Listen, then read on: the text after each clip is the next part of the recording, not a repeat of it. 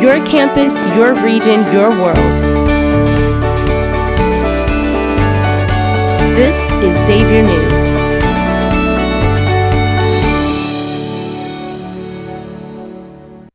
Good afternoon, everyone. Today is October 13th. I'm Alexa Cruiser. And I am Owen Gorsuch. Welcome back to Xavier News. On Saturday, Hamas, a Palestinian militia fighting against Israeli colonization, launched a ground attack from the Gaza Strip on numerous Israeli border towns, alongside a rocket barrage that battered Israeli territories. Hundreds were killed while at a music festival, and more deaths and kidnappings were reported in 22 towns. In retaliation, Israeli forces have struck more than 500 targets within the Strip, as missiles hit mosques, refugee camps, and other Palestinian-controlled areas. The Israeli Defense Minister, Yoav Gallant, has ordered a complete blockade of the Gaza Strip, stopping food, water, electricity, and fuel from entering the coastal area. Since the attacks began, more than 1,200 Israelis and 1,000 Palestinians have been reported dead, with another 200,000 Palestinians displaced from their homes. In alignment with other world leaders, President Biden issued a statement condemning Hamas, calling the attack pure, unadulterated evil. The ongoing conflict marks the third escalation in Israeli-Palestinian relations just this year. This past weekend, running history was made in Chicago. The world record for the marathon run on a non-controlled course was broken by over 30 seconds by runner Kelvin Keptum. This is nothing new to the 23-year-old Kenyan sensation, as he was already 16 seconds faster than the previous world record of 2 hours, 1 minute, and 9 seconds set by Eliud Kipchoge last year. This new marathon record of 2 hours, 35 seconds required Kelvin to be running at an average of 4 minutes 30 seconds per mile, 4 minutes 36 seconds per mile, with his 22nd mile being run at an astonishing 4 minutes 18 seconds. Kelvin now sets his sights on being the first person to hit under 2 hours in a marathon on a non-controlled course. LaFonza Butler was sworn into the Senate recently as the first openly lesbian black senator to serve in a Congress, and the first openly LGBTQ senator to represent California. She will also be the third black woman to ever serve in the Senate. For this weekend, here are some recommendations of movies and shows to watch for this spooky season. Anyone looking for lighthearted comedies should check out the newly rebooted show Futurama, or maybe season 2 of the goofy pirate rom-com Our Flag Means Death. The reboot of the hit show iCarly was recently cancelled, which means now is the perfect time to catch up on all 3 seasons. For our horror movie fans, be sure to check out Totally Killer on Amazon Prime, The Exorcist Believer only in theaters, and Haunted Mansion on Disney+. Finally, those of you interested in superheroes can check out Gen V, a spin-off from the hit Amazon Prime TV show The Boys. Be sure to check these out after the show. In the spirit of the season, let's find out what the most cherished Halloween movies are on campus.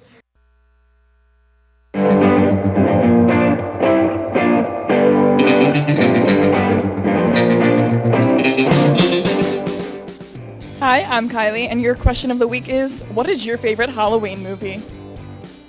My favorite Halloween movie would have to be the original Halloween. The original Halloween, 1973, I believe. Classic. Love it. I actually have 2. I have Us by Jordan Peele, and then also Get Out by Jordan Peele as well. Ooh, great choices, great choices. My favorite Halloween movie is Us. I would say my favorite Halloween movie is tied between Madea, Boo 2, and Scary Movie 1 and 2 with Marlon Wayans in it. Those are all great movies. All right, I'm here with Xavier, and Xavier, what is your favorite Halloween movie? I have 2 favorite movies, and it's Hocus Pocus and The Black Phone, which is a newer one that came out a little bit ago. I love Hocus Pocus, a classic movie. Really classic. My favorite Halloween movie is Hocus Pocus, the original. My favorite Halloween movie is Hocus Pocus. Ooh, that's a good one. I'm here with Katie, and I want to know, what is your favorite Halloween movie? My favorite Halloween movie is Hocus Pocus. Ooh, I love Hocus Pocus. So good. So I'd say it's a tie between like It's a great pumpkin, Charlie Brown, like that special. Just grew up watching that. And then I'd say Scary Movie, because it's kind of just stupid humor, so yeah. Yeah, I'd agree. I mean, Great Pumpkin, Charlie Brown, that's a classic movie. Yeah. It's classic. My favorite Halloween movie is The Exorcist. Ooh, that's good. It's gotta be Scream. I just love Matthew Lillard. He's chill as hell. Classic. All right, I'm here with Anthony, and I want to know, what is your favorite Halloween movie? My favorite Halloween movie is Monster House. My favorite Halloween movie is Casper. Love it. Love Casper.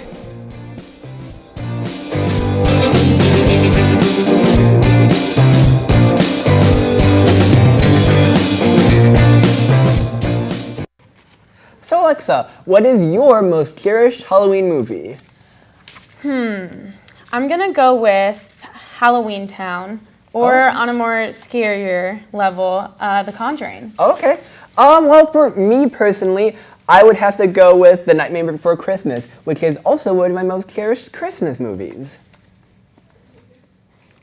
As we get further into October and the fall season, here are a few fun and festive activities you can attend to get into the Halloween spirit. If you are into mind tricks and live entertainment, then the Land of Illusion Haunted Scream Park in Middletown, Ohio, with its 7 award-winning haunted mazes and houses, should certainly be on your to-do list.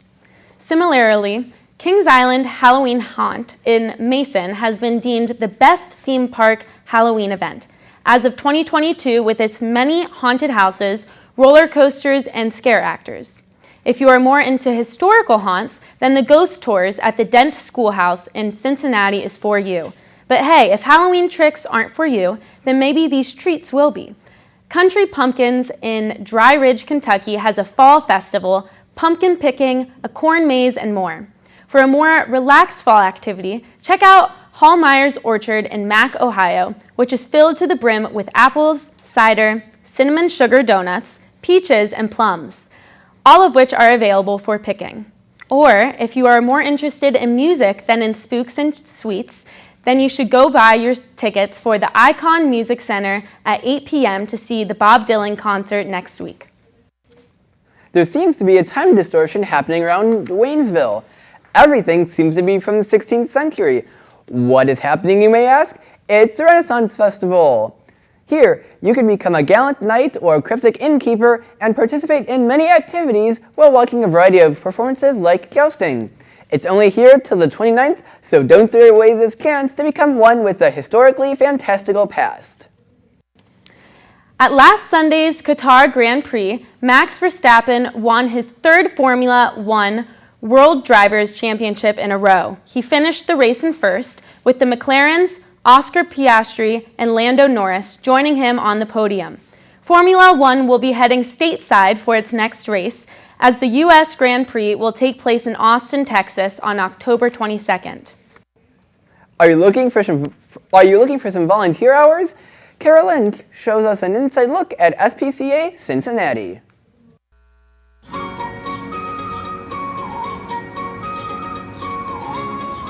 We are a nonprofit and no-kill shelter. We will keep an animal here as long as it takes to get them adopted, and I think that's really important. The SPCA Cincinnati handles all of the animals of Cincinnati local area. We help out with the animal welfare. We do humane educations.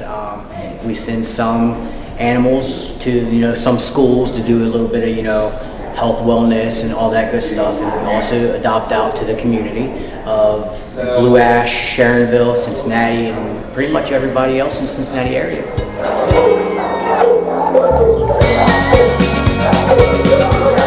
Well, I chose SPCA Cincinnati initially because I'm a country girl. So when I heard about the opportunity to work at SPCA, I thought it was the right time for me to get back to the animals and to further the mission of saving animals' lives.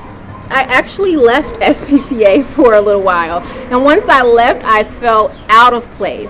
So coming back and being invited back to this team has been life-changing for me. So I knew once I left, there was no place like SPCA Cincinnati. So to come back here is like, a dream for me. So I think people should choose the SPCA because we have a wonderful staff and volunteer staff who, take wonderful care of the animals here and really help, get these guys ready for adoption. We have a really high success rate of getting animals adopted out of our shelter. The staff really invest, not just because it's their job, but they truly have a passion and love for animals.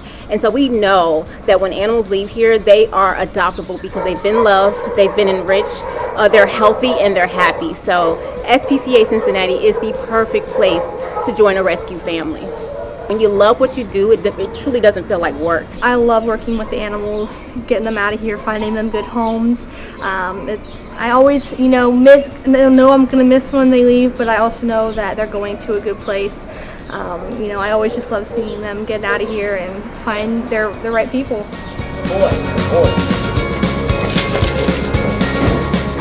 The fact is, we are a no-kill shelter, have been for a very long time now. The animals here are really treated exceptionally to be prepared to go to their forever homes.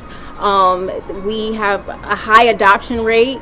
We are a nonprofit, so we cannot do what we do without the support of the community. The community is everything to this organization, and our community partners, our individual donors, they really allow us to do our job. So if you are, an animal lover, you have it in your heart to give or to support, one thing you can do is log on to spcacincinnati.org. You'll find a wealth of opportunities to give back in your community through our shelter. You can volunteer, you can foster, you can make a donation. All of that information is on spcacincinnati.org.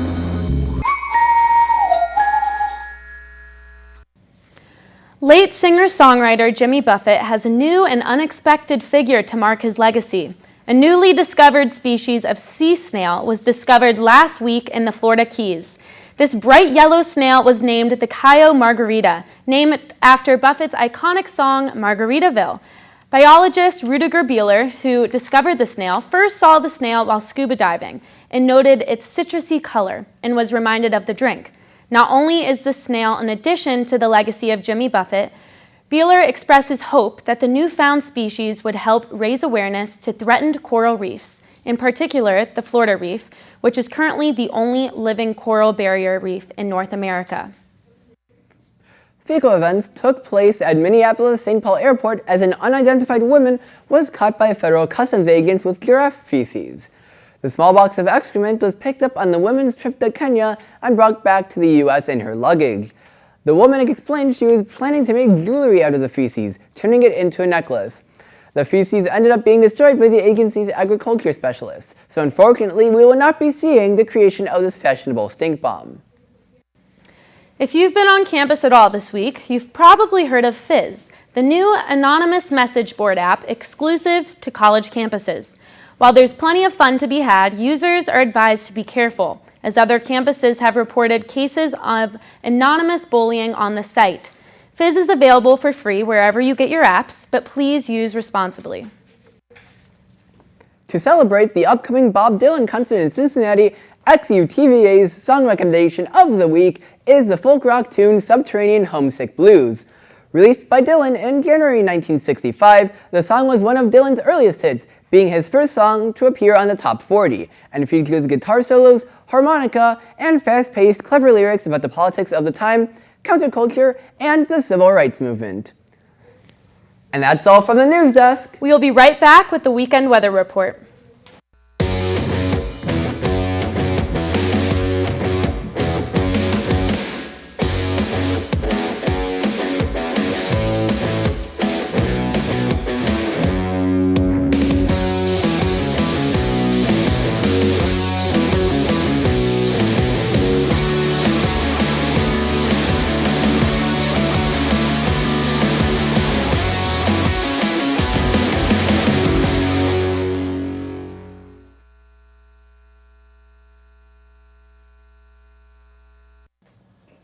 Hello everyone, my name is Paris Dennis and this is your Xavier Weekend Weather Report. Now we've finally gotten to that nice and chilly October weather, but this weekend it's going to get real hot again. Starting with today, it's nice and sunny and we have a high of 78 degrees and a low of 50 degrees. Going into tomorrow for Saturday, it'll get a little rainy and we'll have a high of 67 degrees and a low of 52 degrees. And then going on to Sunday, we will have a high of 58 degrees and a low of 48 degrees. Now, let's go to Drew with sports.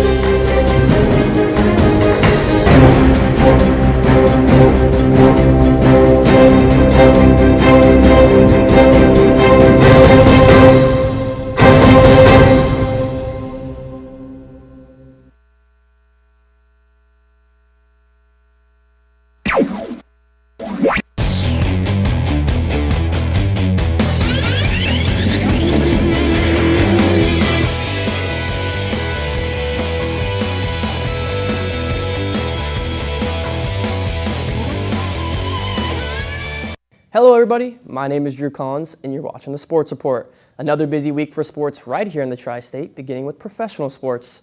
The Cincinnati Bengals finally showed a glimpse of them former selves with a monster 34-20 win over the Cardinals. Receiver Jamar Chase had 15 receptions on 192 yards and 3 touchdowns, having one of the best performances ever for a wide receiver in an NFL game. The Bengals look to bring some of that momentum from last week to Cincinnati at Paycor Stadium this week on Sunday to face Seattle Seahawks at 1 p.m. The Bengals are currently 3-point favorites, so let's hope they can get the job done. Meanwhile, FC Cincinnati is currently first in the entire MLS with 68 points and have a record of 28-5. They play their last game of the regular season tomorrow at 6 p.m. against Atlanta United.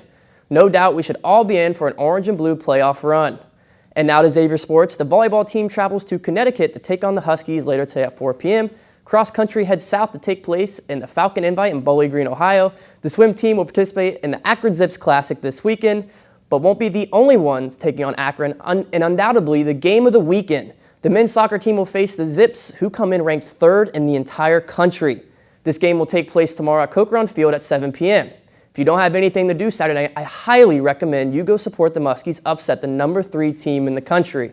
And last but not least, the men's golf team hosts an invitational at TPC Rivers Bend. Well, that is a wrap on the Sports Report this week. Go X!